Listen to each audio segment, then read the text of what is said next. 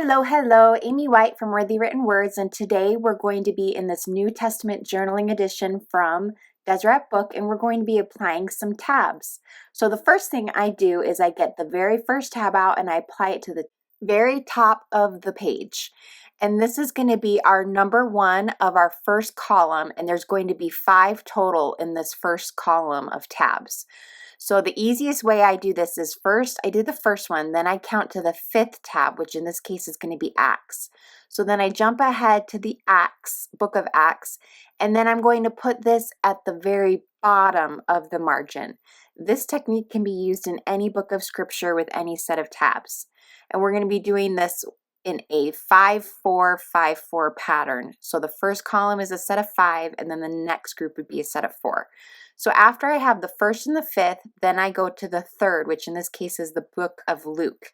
Now here's where it gets a little tricky. I just eyeball where I think about the middle is going to be, and I stick the first side down and I leave it. I'm going to go to the 2nd book, which is the book of Mark, and I am going to put this tab down in the exact same way in between the 1st and the 3rd tab, just eyeballing it. And then I'm going to go to the 4th book, which is the book of John, Matthew, Mark, Luke, John, yes. And then I'm going to eyeball where that would be in the middle. Now I can kind of see by looking at this how off they are. And this is where I take the time to adjust just by eyeballing it where they need to go to be more evenly spaced. Now, as long as you do this within the first few minutes of placing the tabs down, the tabs will move and shouldn't be ripping up your page. But after they've been down for a little while, if this is something you leave and then come back to later, then it's going to be a lot harder to move these tabs around.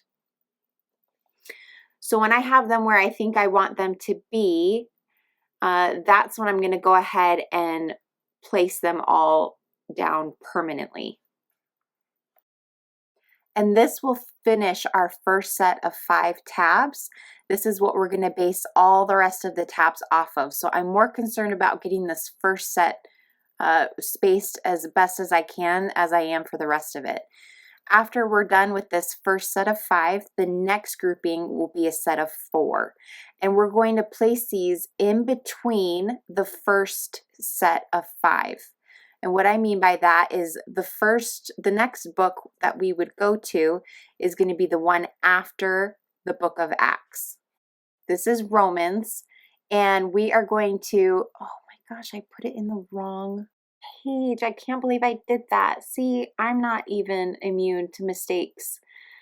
You would want to put this on the page that actually has the title of the book of Romans on it. So don't follow my mistake there. But you are going to place it in between the 1st and the 2nd tab. So you don't have to measure anything this time around. You just go in between the next 2 tabs so that it's just in the middle of both of them. And you do this for the next set of 4 tabs. Now I look back and I noticed that this one is a little off-centered how I put the other side on, and because it's not that far after, I can just go right in and pull that back up and fix it until I feel like it's more evenly stuck together. And you'll see that I do this constantly throughout putting these tabs on. I'm constantly pulling them back up and putting them back down and fixing them to where I want them to be. Everyone see that little nose? This is my dog Shayla. She is one of 2 Great Danes that are mixed with a Weimaraner, and she just came in for some snuggles, so I thought I would let y'all see her before we get back to business, because she does that frequently while I am working. Okay, so now we are on the book of Ephesians. We just did 5-4, so now we're going to go back to the 5. And we're going to start at the top and do the Ephesians tab, and then we're going to count 5 books ahead, and we'll do that book at the bottom, and then we can eyeball the 3 in the middle based off of our first set and just line those up. So that's what I'm going to be doing, and you will see that I do this 5-4 method until all of the books have been had their tabs put on them.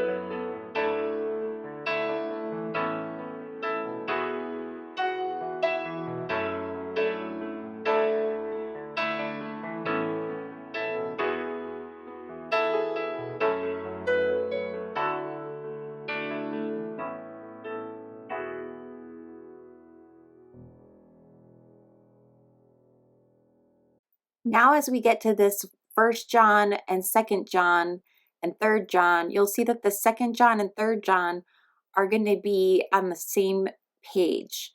So I'm going to just attach the 2nd John where it would go normally at the top, and that will highlight the book of 2nd John. And then I'm going to put the 3rd John directly underneath it. And that might seem confusing, but one side is 2nd John and the other side is 3rd John.